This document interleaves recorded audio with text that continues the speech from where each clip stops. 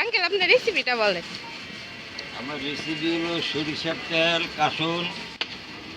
আগে সরিষার তেল দেওয়া লাগে, পরে কাসুন দেওয়া লাগে, ও দিয়ে শুকনো মরিচের গুঁড়ো দিয়ে নামানোর সময় একটু চিনি ছিটিয়ে দেওয়া লাগে, চিনি এবং লবণ।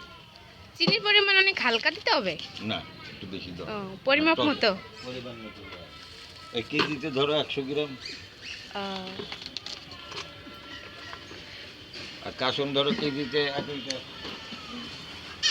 আর চিনি ধরো 100 গ্রাম কেজিতে, আর হলো তো সরিষার তেল ধরো 100 গ্রাম, মরিচের গুঁড়া ধরো 20 গ্রামের মতন, মরিচের গুঁড়া, শুকনো মরিচের গুঁড়া।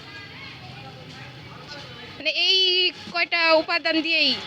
হ্যাঁ, তাহলে তো ভালোই। এই জলপাই আগে সিদ্ধ করে নেন না? হালকা সিদ্ধ করে নেওয়া লাগে। ও লবণ দিয়ে হালকা পানি দিয়ে সিদ্ধ করে নিলে জিনিসটা মজে। তারপরে হলো ওটা সরষের তেল দিয়ে, কাসুন দিয়ে, একটু লবণ দিয়ে, একটু চিনি দিয়ে ওটা ভুনাতে হয়।